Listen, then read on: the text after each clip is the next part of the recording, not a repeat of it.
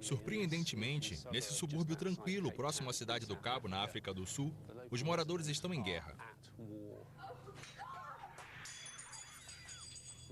Acabou de amanhecer e as gangues já estão rondando.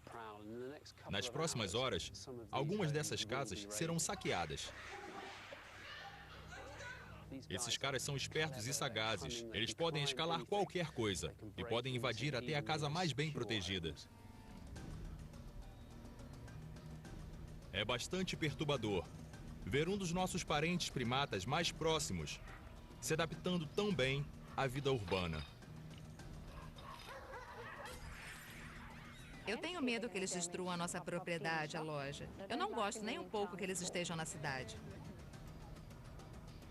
Nós vamos acompanhar a saga da ascensão e queda de um líder de gangue que acabou vítima desse conflito. Vamos revelar a anatomia que permite a ele dilacerar carne, correr pelos campos e comandar suas tropas como um imperador despótico. Esse macaco é tão grande, tão ágil e tão inteligente que ousa encarar o primata mais mortal do planeta.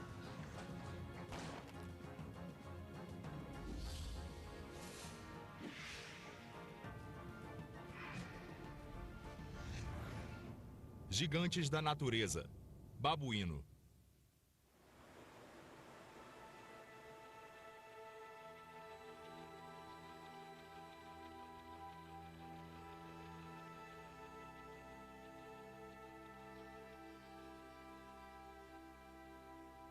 Por milhares de anos, os babuínos negros viveram pacificamente na Península do Cabo.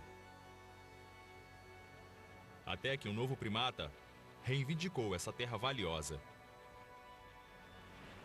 Agora, uma guerra pelo território explodiu.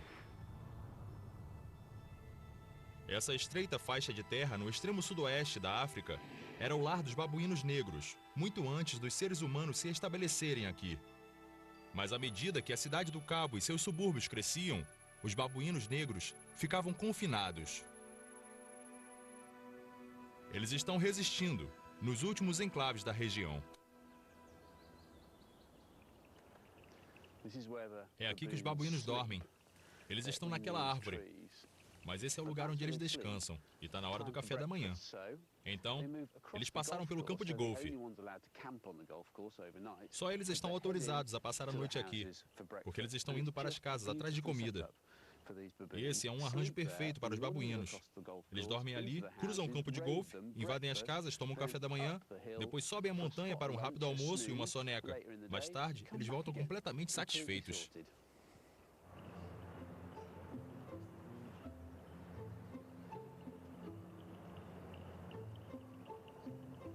A tropa avança do campo de golfe em direção às casas, onde eles vão enfrentar a melhor segurança residencial do mundo.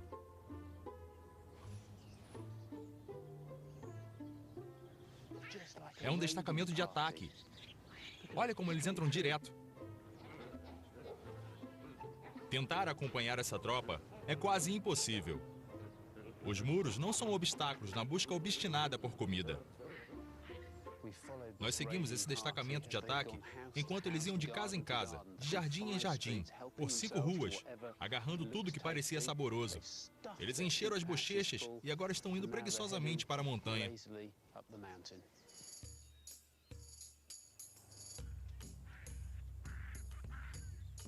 De todos os babuínos que participam nesses ataques, um deles ganhou proeminência como nenhum outro.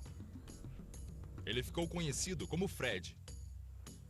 Quando era um jovem adulto, ele se mudou para uma localidade turística perto da cidade do Cabo, onde encontrou muitas oportunidades para roubar comida. A personalidade atrevida e a inteligência logo fizeram com que Fred se tornasse o chefe de uma tropa de 26 babuínos. Esses animais aproveitam qualquer chance de arrumar comida, fazem até assaltos em plena luz do dia, e quando não conseguem entrar, eles tentam a sorte do lado de fora.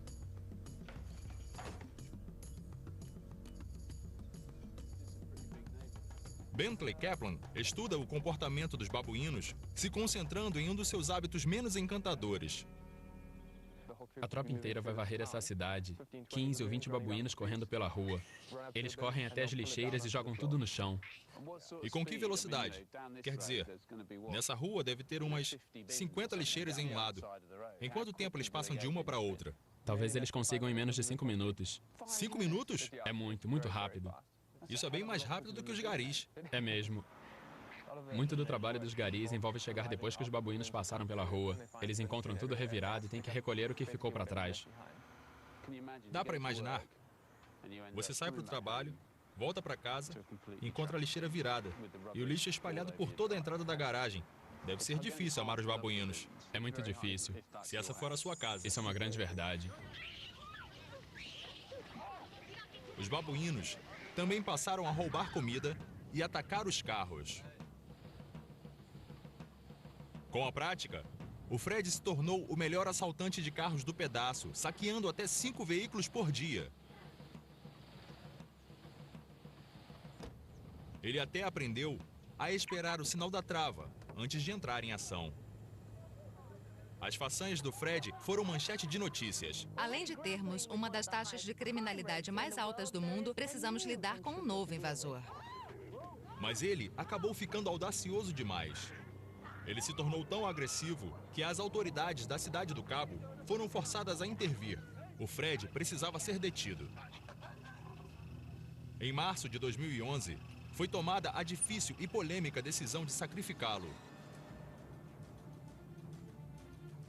O governo quer fazer uma autópsia para descobrir qual o impacto que as aventuras urbanas tiveram sobre a saúde dele. E nós queremos realizar uma dissecação anatômica completa para revelar como o maior primata não hominídeo do mundo é parecido conosco. A anatomista Joy Heidenberg veio de Nova York. Esse é o Fred. Uau, o Fred é um cara grande. E olha isso.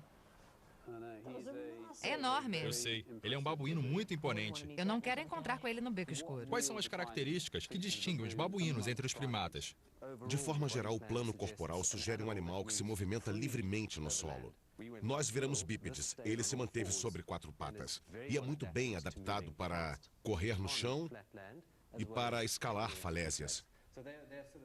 Justin O'Ryan é o chefe da unidade de pesquisas de babuínos da cidade do Cabo.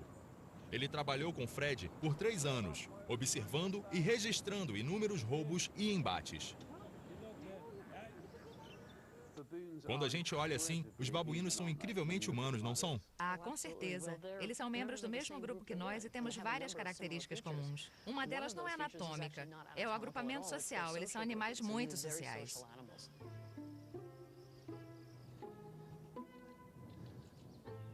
Enquanto estamos dissecando o Fred, Simon Watt está observando as interações sociais de uma tropa selvagem. Bem aqui, temos um grupo de 28 babuínos. Quando chegamos perto, começamos a ver a incrível estrutura social. Ali temos o rei e a rainha desse bando, o macho alfa e a fêmea alfa. Agora, o macho alfa é o líder máximo.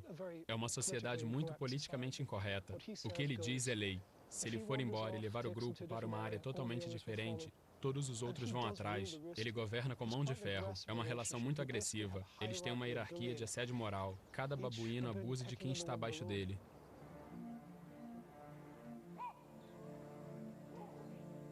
Viver em grupo oferece segurança através da quantidade. Espera-se que o macho alfa proteja seu bando, e é por isso que todos o seguem. Mas quando o grupo está em perigo, é ele que precisa revidar.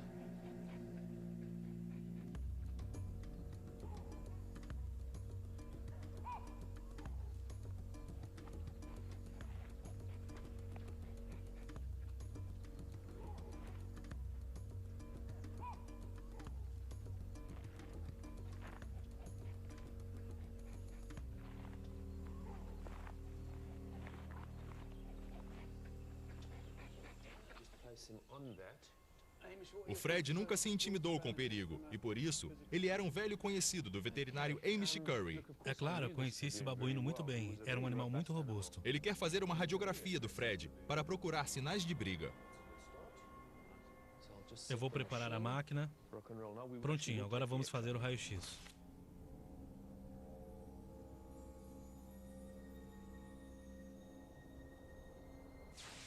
Então, pessoal, temos algumas imagens muito interessantes. Em um único campo, tem mais de 50 pedaços de chumbo. Ele levou muitos tiros de armas diferentes, inclusive escopetas. Ele tem até balas no crânio. O corpo dele foi crivado por balas. Ele teve sorte de sobreviver depois de levar tantos tiros. A decisão de sacrificar o Fred, obviamente, foi muito polêmica, mas esses indícios sobre a vida dele e as experiências que ele teve são extraordinárias. Isso definitivamente confirma que ele atacava bastante, porque quando um animal selvagem está cheio de marcas de conflito com os seres humanos, é uma situação muito complicada. Então a decisão de sacrificá-lo parece ter sido bem fundamentada.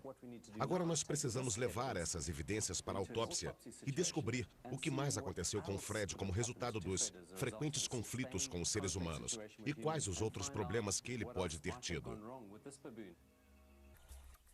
Assim como nós, os babuínos são primatas, embora os nossos parentes mais próximos sejam os hominídeos, que ainda vivem nas florestas. É interessante que os babuínos desceram das árvores, diferente da maioria dos outros primatas não hominídeos. Como os primeiros seres humanos, eles se aventuraram na savana, onde precisavam de estratégias de sobrevivência diferentes. Foram essas habilidades de adaptação que colocaram o Fred em conflito com as pessoas. Temos que começar pelas mãos porque é uma característica muito distintiva, não é? Ah, com certeza. A gente pode pegar algumas ferramentas. Justin, me ajuda a mudá-lo de posição? Mas tem outro aspecto muito interessante aqui, Joy. A pata traseira. Quando ele caminha, vai do calcanhar certo. ao dedo.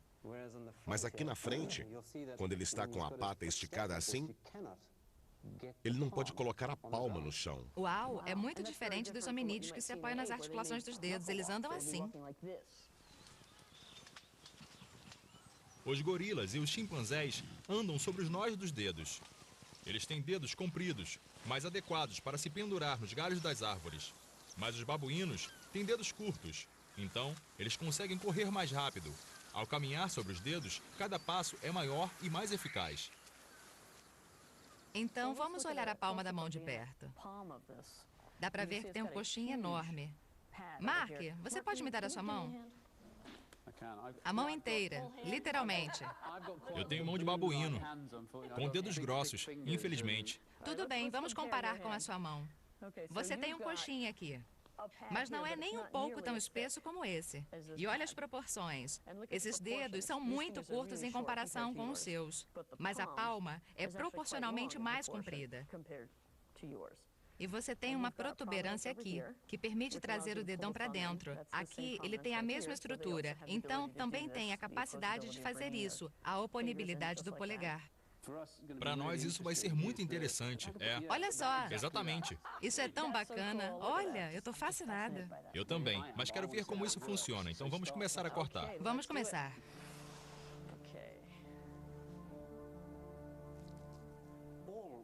Todos os vertebrados terrestres descendem de um ancestral que tinha 5 dedos em cada mão e em cada pé. Alguns animais modernos perderam alguns desses dedos. Por exemplo, os cavalos andam apenas sobre os dedos do meio e as vacas sobre 2 dedos. A ordem a qual pertencemos, os primatas, manteve os 5 dedos primitivos muito evidentes, porque eles são úteis para agarrar os galhos das árvores. E os macacos do Velho Mundo e os hominídeos, inclusive a gente, tem também um polegar opositor, que é ainda melhor para segurar objetos. Eu estava cortando a palma, então nós tiramos toda essa pele. O que podemos ver perfeitamente é esse músculo enorme chegando até o polegar. Exatamente. É uma coisa que só vemos nos primatas. essa habilidade de puxar o polegar para dentro assim. Então, quando a gente aperta aqui, o músculo puxa o dedão.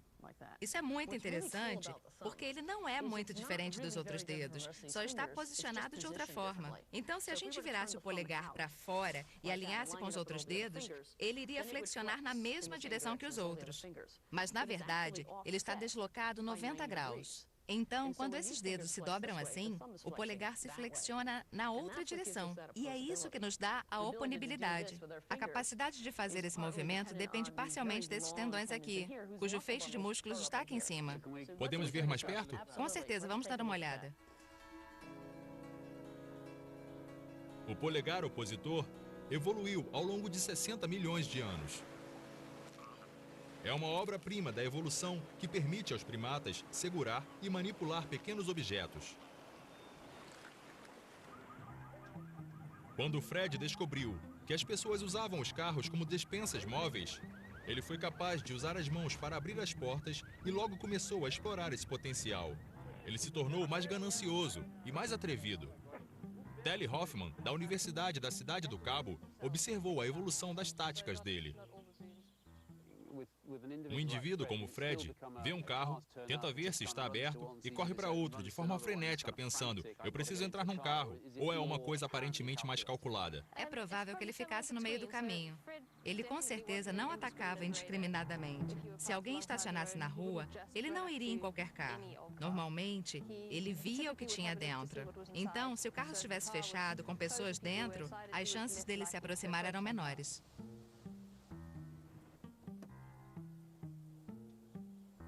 Câmeras escondidas pegaram Fred no flagra. Ele aprendeu que tinha mais chances de encontrar uma refeição rápida em bolsas, que ele agarrava e depois fugia correndo. Ele chegou a ficar tão audacioso que passou a pular em carros com gente dentro. Normalmente, teria que existir uma recompensa óbvia. Qualquer comida visível pela janela, o Fred se concentrava em carros que claramente tinham algo a oferecer. O Fred atacava carros quase todos os dias. Com seus dedos ágeis, ele ficou perito em abrir o zíper das bolsas. A Joy quer comparar a destreza manual dele com as mãos humanas. Agora, eu tirei a pele do antebraço e você pode ver essa grande massa muscular e a maior parte dela opera os dedos. Tem alguns músculos nos lados que só movem o próprio punho. Então, se a gente puxar esse aqui, por exemplo, ou esse, você pode notar que os dedos não estão fechando. Mas todo o resto dessa massa aqui e as camadas mais profundas embaixo controlam os dedos. Então, se a gente puxar aqui, os dedos dobram. Muitos desses músculos são separados e têm tendões independentes que realizam tarefas diferentes. Exatamente, e parece que é uma massa única, porque todos eles estão conectados embaixo do que chamamos túnel do carpo. Então, quando as pessoas dizem que tem síndrome do túnel do carpo, isso significa que esse ligamento de tecidos que desce por aqui está amarrando os tendões tão fortemente que há uma compressão não só dos tendões, como dos nervos que também passam por baixo do túnel. E isso deixa a mão dormente.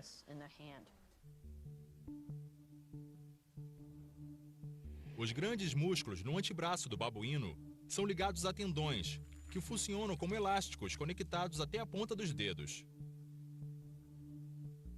O túnel do carpo prende os tendões ao punho e eles são fixados na mão por outros ligamentos. Quando os músculos se contraem, os ligamentos seguram os tendões. Sem isso, os tendões não seriam alavancados pelos músculos e as mãos não poderiam segurar nada. Eu vou cortar o túnel para você olhar. Quando a gente abre aqui e empurra isso para o lado, dá para ver os tendões claramente. Olha só. Se não tivesse isso e a gente puxasse aqui, eles iriam subir pelo punho, assim. Agora, ele não teria a habilidade de segurar nada se isso estivesse fora da empunhadura. Então, é muito importante que os tendões se mantenham fixados. Acho que nenhum de nós dá o devido valor às nossas mãos, mas elas são ferramentas incríveis. Imagina que na última hora você pegou uma colher, apertou um botão no controle remoto, botou o dedo no nariz, se coçou, tudo isso com as extremidades do braço.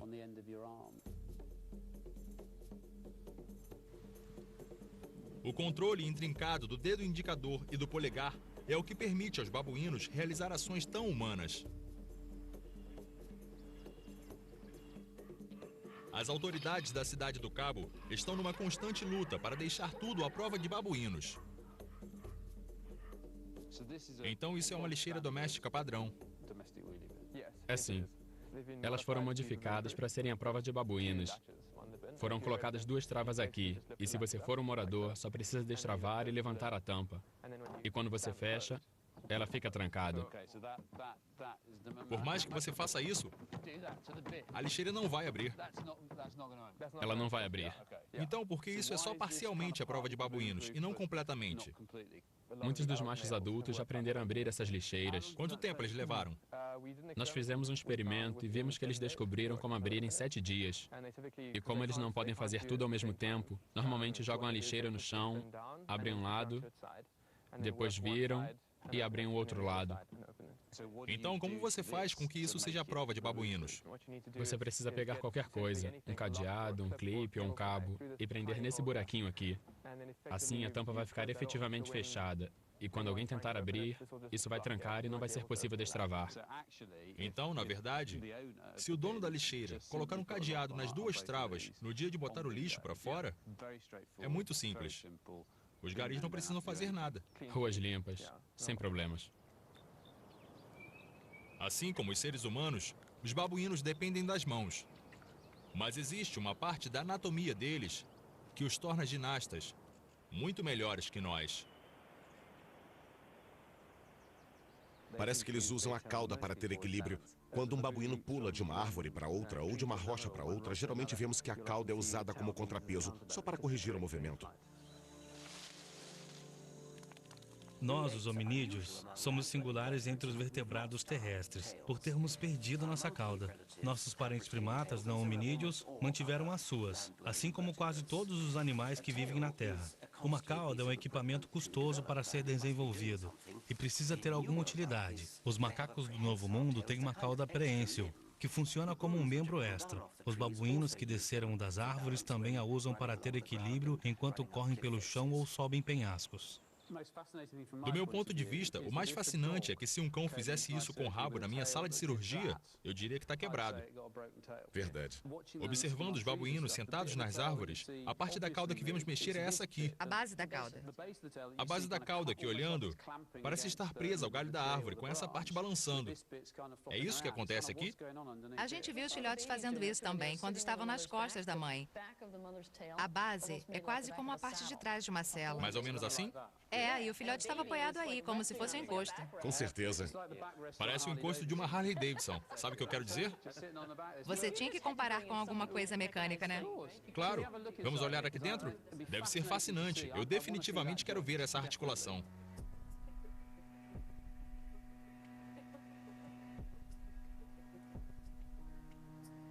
Ah, olha o que eu achei.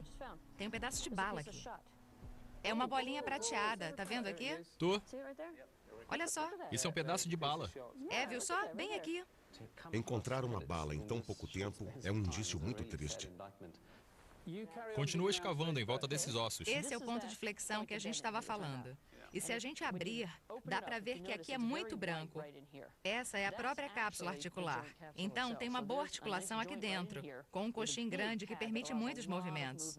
Se a gente passar para a próxima junta, que é essa aqui, vocês estão vendo essas pontinhas de osso saindo? A gente pode ver bem aqui. E elas estão coladas, então, quando eu tento dobrar, nada acontece. É muito, muito duro. Elas estão realmente conectadas.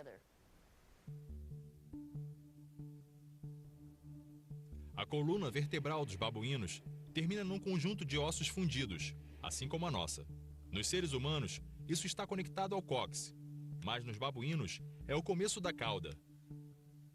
Os primeiros ossos da cauda se juntam para formar uma base sólida. Mas um desses ossos, normalmente o 7º, só é fixo numa extremidade, e é aqui que começa a torção. O resto da cauda tem articulações flexíveis, que permitem a ela se enrolar e balançar em qualquer direção.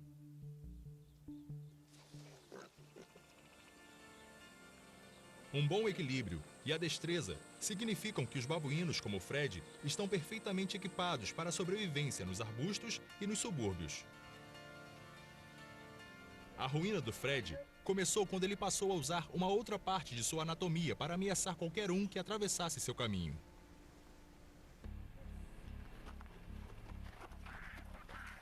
Assim como os gangsters mais famosos, o Fred tornou-se muito defensivo.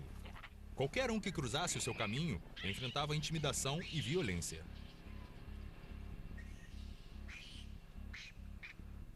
Em julho de 2010, as autoridades da cidade do Cabo o selecionaram para vigilância especial.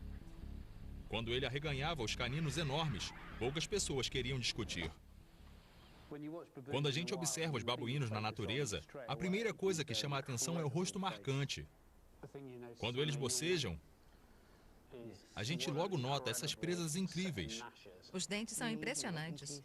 Em muitos casos, eles são maiores do que os dentes de um leão e é isso que dá um aspecto assustador. É por isso que as pessoas têm pânico dos babuínos. Não precisam disso para se alimentar. É só para ostentar e usar como arma? Isso é o resultado da competição entre os machos. E eles são afiados como navalhas. Essa face e essa são amoladas quando a mandíbula começa a fechar. Mas quando fecha mais, o primeiro premolar está em um ângulo muito maior. Isso mesmo. Para funcionar como um amolador para o lado de dentro do canino. Esse é o equipamento de guerra. Ele está armado até os dentes. As diferentes espécies animais variam em seus dimorfismos sexuais, na tendência de haver diferenças entre os sexos. Geralmente os machos são maiores do que as fêmeas, são mais ornamentados, mais bem armados. Os babuínos apresentam grande dimorfismo sexual. Os machos são claramente maiores do que as fêmeas, e o crânio é muito diferente em cada sexo. Esse é o crânio de um babuíno macho, e esse é o crânio de uma fêmea. Ele tem um focinho mais comprido, e os dentes da frente são especialmente maiores. Os dentes grandes, assim como em outras espécies, não são apenas armas, são também ameaças. Eles também alertam outros machos que pode ser perigoso atacar.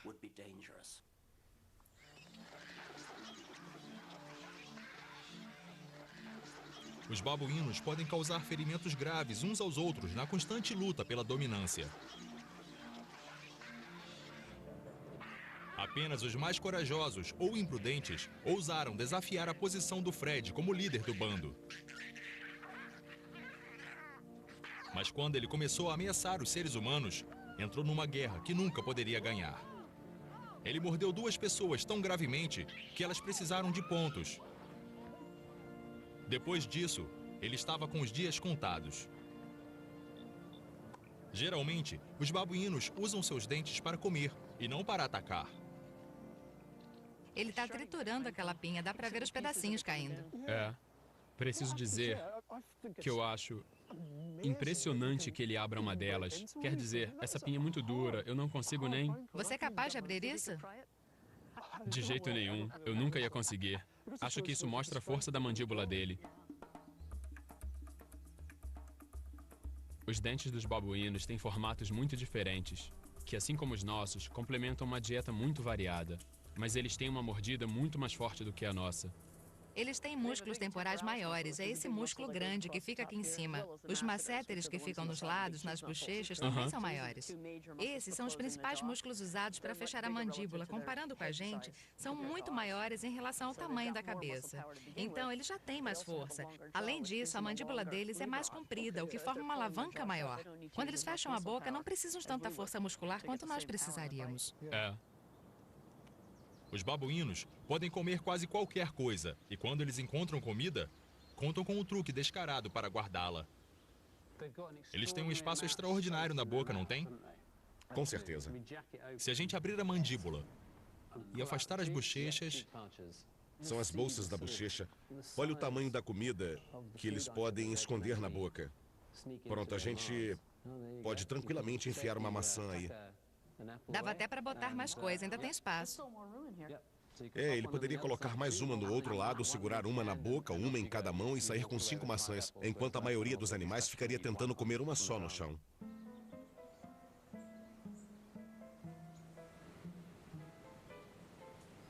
Usar as bochechas como sacola de compras garante uma fuga rápida.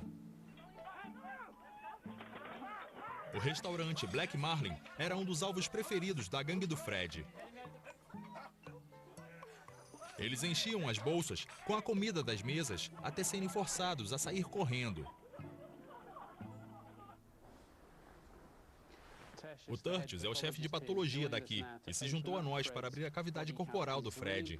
Essa é uma parte realmente importante da autópsia e tem que ser feita por ele, porque ele precisa procurar alterações patológicas dentro do corpo do animal, especialmente doenças que podem ser infecciosas para nós.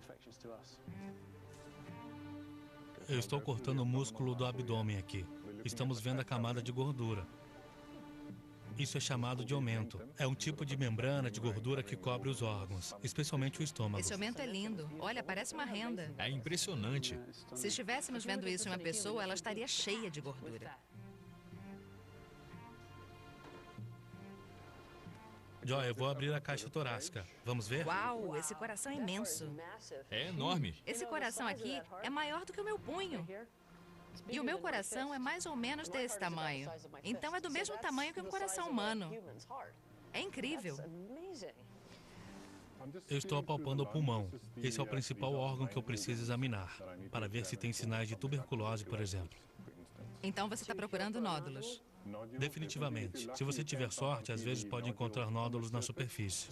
Até agora tudo parece estar normal? Até agora parece que está tudo bem. Nenhum dos principais órgãos do Fred apresentou sinais de doença.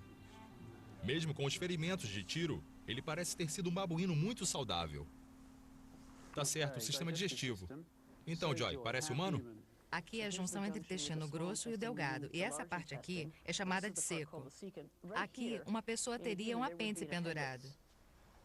Então eu estou vendo que tem uma diferença, mas fora isso, é muito parecido com o intestino humano. Tá certo. Vamos olhar o conteúdo? Na natureza, os babuínos da Península do Cabo comem um tipo de arbusto chamado feimbos. Mas durante os 3 anos de reinado do Fred, seu bando passou a apreciar as delícias de saborear os restos dos seres humanos. Vai ser interessante ver como esse estilo de vida está refletindo no estômago dele. Vamos ver o que tem aqui dentro. Do ponto de vista da capacidade do estômago, até que ponto o estômago humano chega? Mais ou menos desse tamanho. Então é comida humana?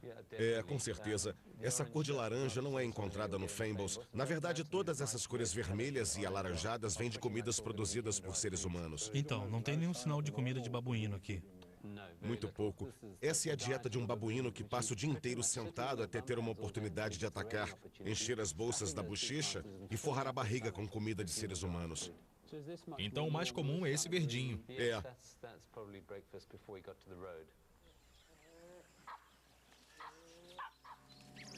Os babuínos são onívoros como nós.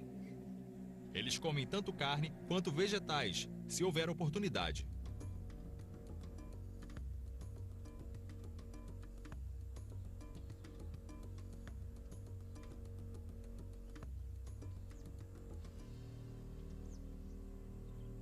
E seus dentes podem cortar a carne mais dura. Ah, olha, temos ascaris ou estrongloides. Ah, vermes. A gente espera encontrar isso. É de se esperar que a gente os encontre, mas infelizmente, um dos estudos feitos com os babuínos da península revelou que eles adquiriram um verme que afeta seres humanos. Isso é um problema, porque é uma novidade para os babuínos, e eles podem não ter defesas muito boas. É interessante que, através dessa dissecação, estamos vendo provas de que os babuínos não apenas compartilham a nossa comida, como também podem estar compartilhando nossos parasitas.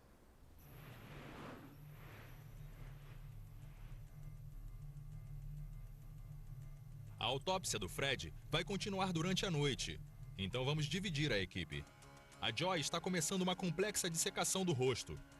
E eu estou investigando a origem da virilidade dele. Observando os babuínos na natureza, eu reparei que eles passam bastante tempo transando. Quando tem uma fêmea no cio, você está certo. É sexo o dia todo. Na verdade, os machos quase desistem de comer. Eles ficam obcecados, seguem a fêmea e acasalam com ela a cada 15 minutos, meia hora. Quando se trata de sexo, os babuínos não são exatamente sutis. Quando a fêmea está no auge da fertilidade, seu traseiro incha até ficar bem vermelho. Fica tão cheio de fluidos que pode pesar até 15% do peso corporal. Pode parecer um pouco deselegante e, sinceramente, até feio para nós, mas é um grande atrativo para os machos.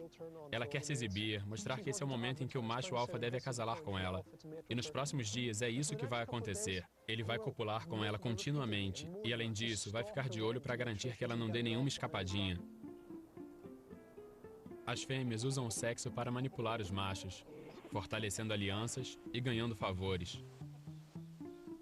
Ela acasala com machos em posições inferiores quando o macho alfa não está olhando. Para ele, controlar as fêmeas e garantir que os seus genes vão ganhar a loteria reprodutiva é uma batalha constante. A promiscuidade das fêmeas dos babuínos pode ser considerada uma estratégia inconsciente para proteger a cria.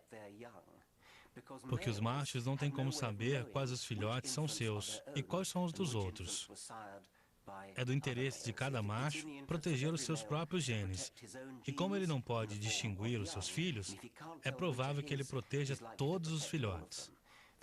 O maior perigo para um jovem babuíno são os machos de outros grupos, que não têm tal interesse. Então ele tem que ser equipado para ser uma fábrica de esperma. Os 2 testículos estão aqui, um de cada lado. Uma configuração tipicamente humana.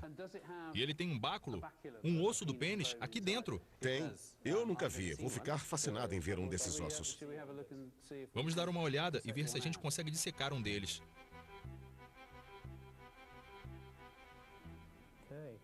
Aqui. Pronto. Isso é inédito no gigante da natureza. Acabamos de dissecar um osso do pênis. Mas tivemos uma certa decepção, porque ele é absolutamente minúsculo para um animal que é um profissional em termos de ereção.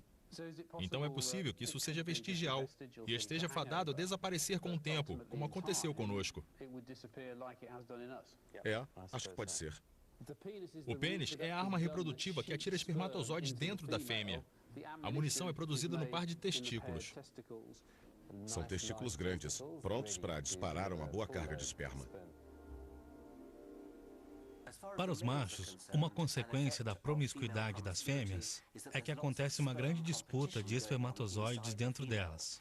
E se existe uma competição e você é um macho, é bom ter testículos grandes para produzir muito esperma e poder concorrer com outros machos. Então temos aqui um testículo onde o esperma é produzido. Se a gente remover isso, dá para ver que ele é produzido aqui e armazenado no epidídimo, que fica aqui. Depois é distribuído por uma rede de canais até o pênis. Mas se a gente cortar aqui, eles são muito moles, então é difícil acertar. Toda essa parte esponjosa são os túbulos seminíferos, que são estruturas tubulares, onde os espermatozoides são produzidos. E estamos falando em milhões deles. Com a quantidade que é ejaculada, ele tem que disponibilizar o esperma muito rápido. Quantas vezes você disse que ele pode ejacular?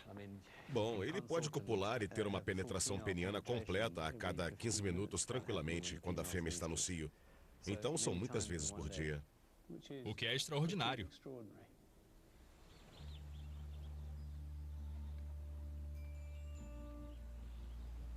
O Fred controlava 8 fêmeas adultas e foi pai de muitos filhotes, mas não havia dúvida sobre quem era o líder.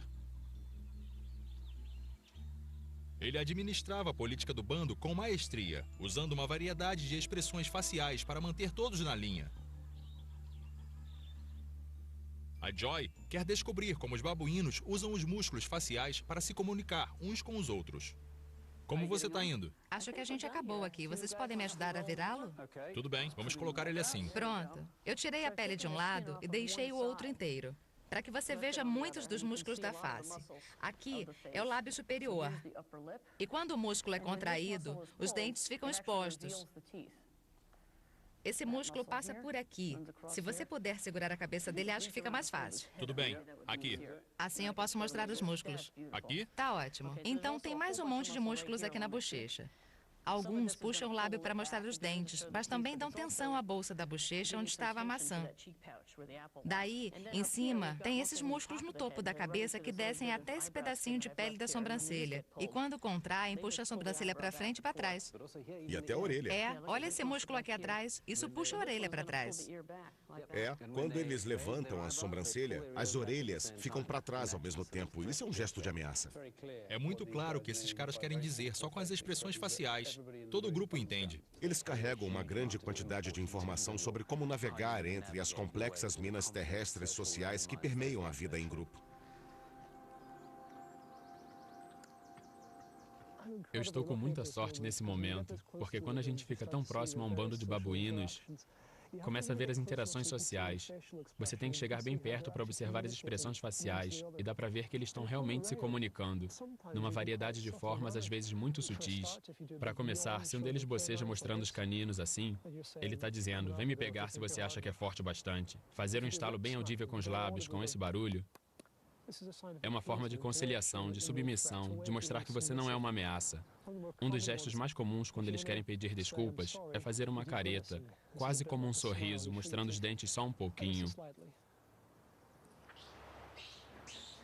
Ao interpretar a expressão no rosto dos outros, os babuínos evitam confrontos físicos e podem manipular as situações sociais a seu favor.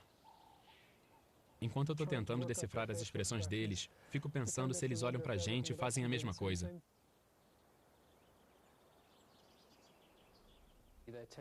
Eles captam os sinais do que estão vendo e ouvindo. E depois, processam tudo num cérebro enorme. Com certeza. E o que a gente quer observar é o cérebro. Isso tem que sair para o crânio ficar exposto. Então é isso que a gente vai fazer agora.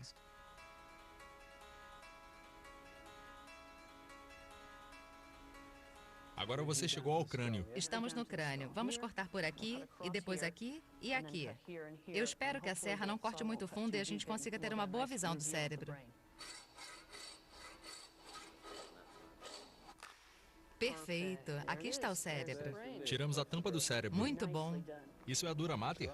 Esse é o revestimento por cima do cérebro. Vamos puxar isso para trás para você poder ver melhor. Nossa, tem uma história rica aí dentro. A gente nota uma aparência complexa assim que remove a dura mater. O cérebro é extremamente intrincado em comparação com a maioria dos mamíferos. Em comparação com a gente? Quase, mas não chega a ser tão complicado quanto o nosso. Teríamos mais dobras e pregas. Isso. Os nossos ancestrais primatas que viviam nas árvores teriam usado o cérebro grande para navegar por um mundo tridimensional complicado no dossel da floresta. Viver em árvores pode não ter sido a única razão para os primatas desenvolverem cérebros grandes. Uma teoria atual para explicar essa adaptação é que eles precisavam identificar uns aos outros como indivíduos, por causa da estrutura social. Essa teoria, às vezes, é chamada de inteligência maquiavélica. Os primatas aprendem em quem podem confiar, quem deve coisas a eles, com quem eles têm dívidas. Essa rede complicada, essa estrutura social, exige um cérebro grande, e a seleção natural nas espécies sociais pode ter feito com que ele ficasse maior. É lindo, não é? Esse sulco separa a parte da frente do cérebro de todo o resto. E esse pedaço é responsável pela personalidade, pelo pensamento, todas as coisas legais que faziam com que ele fosse o Fred. Isso aqui tem mais a ver com o controle das funções, como a visão na parte de trás, a memória aqui, a coordenação das atividades motoras atrás, o controle dos músculos e sensações aqui. E na parte de baixo do cérebro, temos todas as funções automáticas, como a respiração, a digestão. E, essencialmente, é isso que faz com que esse animal, o babuíno, seja um primata tão bem-sucedido. Com certeza. E esse cérebro não é só complexo, é relativamente grande. Se a gente olhar para um animal mais ou menos desse tamanho, um cachorro, até uma ovelha, que é ainda maior, o cérebro deles é menor. Então, mesmo que seja menor que o dos humanos, ainda é muito grande em relação ao tamanho desse animal. Ser esperto, especialmente para um animal como o Fred, acabou sendo uma faca de dois gumes, porque o levou a entrar em conflito com a gente, de longe, os primatas mais bem-sucedidos. E essa é uma guerra muito difícil para eles ganharem. Definitivamente. E eu acho que a dificuldade na vida do Fred era que ele tinha esse cérebro grande que permitia a ele se adaptar às circunstâncias. Então, ele interpretava o comportamento das pessoas em volta dos carros e via que às vezes era alimentado, o que é um estímulo positivo. E ele já explorava isso por conta própria. As regras nunca ficaram claras e esse grande cérebro estava sempre maquinando como maximizar a energia consumida para que ele pudesse se reproduzir mais. Charles Darwin escreveu uma nota para ele mesmo em seus cadernos, que dizia: aquele que entender os babuínos fará mais pela metafísica do que Locke fez. E se olharmos para o crânio desses símios, é difícil imaginar como alguém pode ter dúvidas de que nós temos um parentesco com eles. Existe um aspecto no qual os babuínos podem revelar alguma coisa sobre os nossos antepassados, que outros grandes primatas não podem, porque os babuínos desceram das árvores e vivem na savana, que foi exatamente o que os nossos próprios ancestrais fizeram. Então talvez nós possamos aprender um pouco mais sobre o nosso passado observando os babuínos e não os chimpanzés. Não há dúvidas sobre a desenvoltura e a inteligência dos babuínos negros. Depois que o Fred morreu, seu legado continuou vivo. Seu bando continua espalhando caos ao infiltrar o território dominado pelos seres humanos.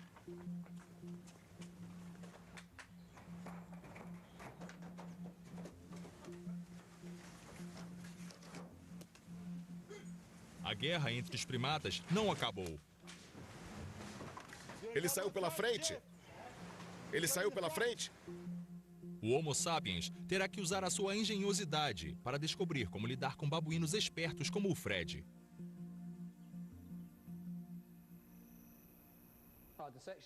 A nossa dissecação mostrou claramente que os babuínos são animais incrivelmente adaptáveis, capazes de explorar uma série ampla e variada de oportunidades. Mas eles só podem fazer tudo isso por causa do cérebro grande. Mas ser tão inteligente pode ser uma faca de dois gumes. E, infelizmente, no caso do Fred, ele era esperto demais para o seu próprio bem.